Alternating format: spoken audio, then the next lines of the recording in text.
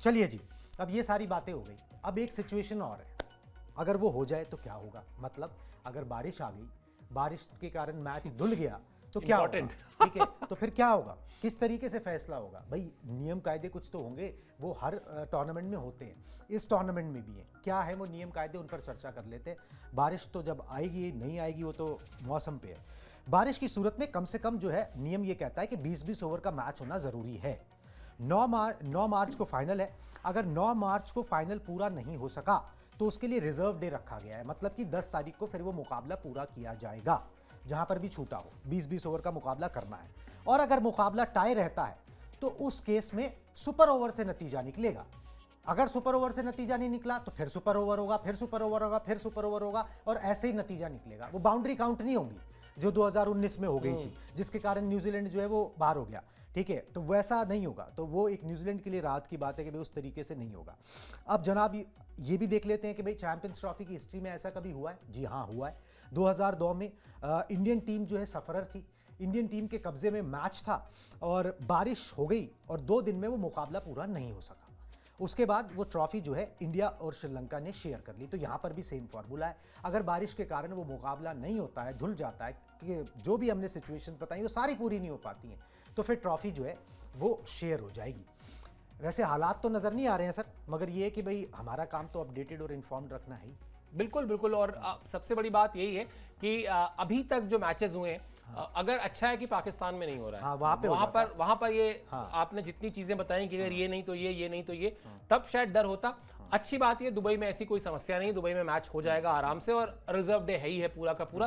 तो मुझे लगता नहीं कि कहीं से भी 1% भी चांसेस हैं। हाँ, अब अगर रातों रात कोई मौसम में ऐसी तब्दीली आ जाए तो फिर आपने सारे नियम कानून बता ही दिए। लेकिन मुझे लगता है being a true Indian cricket fan, जो बैठे हुए हैं अपने अपने घरों पर और दुनिया के अलग अलग कोने में, या जो दुबई में टिकट खरीद के बैठे हुए हैं कि उनको जाके फाइनल देखना है, उनकी इच्छा यही होगी कि फाइनल हो, भारतीय टीम जीते। क्योंकि इस जीत से बहुत कुछ निकलने वाला है। इस जीत का मतलब सिर्फ ये नहीं है कि ये भारतीय टीम ने चैंपियंस ट्रॉफी का खिताब जीत लिया। इस जीत के मैं कई मायने देखता हूं। इस जीत का मैं एक मायने देखता हूं कि 2023 का वर्ल्ड कप और ज्यादा साबित हो जाएगा कि ऑस्ट्रेलिया ने वो फ्लूक में जीत लिया था, वरना उसका जो दावा था वो भारत का ज्यादा मजबूत था। दूसरा पॉइंट, रोहित शर्मा, विराट कोहली, रविंद्र जडेजा, इस एज वाले जो प्लेयर्स हैं, इनका वनडे करियर कहां तक जाता हम देख रहे हैं। शायद चैंपियंस ट्रॉफी जीतने के बाद उसको एक नई ऊर्जा मिलेगी, एक नई स्फूर्ति मिलेगी, फिर ये प्लान करेंगे कि हाँ हमको करना क्या है। मतलब वर्ल्ड कप तक जाना है कि इसका उल्टा भी हो सकता है। मतलब ठीक है, 1% चांस है, 2% चांस है, लेकिन कई बार खिलाड़ी के जहन में ये बात होती है कि भाई मैं हाई पर चीजों को छोड़ूंगा। हो सकता है अगर आपने जीत लिया तो उसके बाद कोई कह दे कि साहब मैं तो, मेरा वनडे भी हो गया, ठीक है, T20 मैंने छोड़ ही दिया था, वनडे भी हो गया।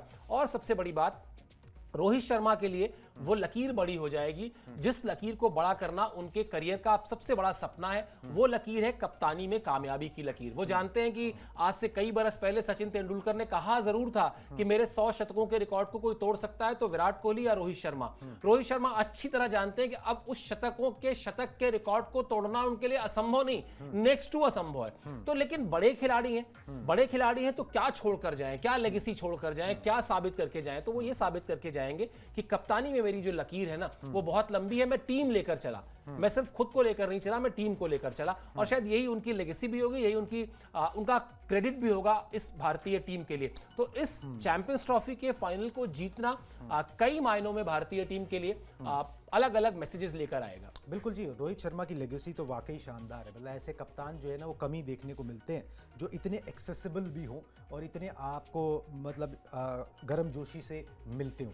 एक चीज़ और इसमें ऐड ऑन कर देता हूँ, फिर इस ब्रॉडकास्ट को रैप अप करेंगे। ये champions trophy India versus New Zealand नहीं है, ये चैंपियंस ट्रॉफी का माहौल जो बन गया है ना, बिकॉज ऑफ दुबई में खेल रहे हैं और ये सब कुछ, it's India versus rest of the world हो गया है। और इसीलिए ना वो जीतना ज़रूरी है कि अब आप जीत के ना वो मैसेज दो कि भाई ठीक है, अब आगे से जब होना तो ध्यान रखना, फिर तुम भी पहले से ही सवाल उठा लेना, बाद में ये मत बोलना कि भाई एक जगह पर खेल कर जो है टीम को फायदा हो गया। इस मुकाबले पर हमारी नजर रहेगी। उससे पहले जो अपडेट्स होंगे, एक चीज और है। हाँ। अब किसी भी जितने लोग ये सवाल उठा रहे हैं, ये बार बार पॉइंट में रख रहा हूं कि बहुत वैलिड पॉइंट है। कोई भी ये नहीं बता रहा है कि 2023 वर्ल्ड कप में भारतीय टीम ने सबसे ज्यादा ट्रैवल किया था और उसके बाद फाइनल खेला था।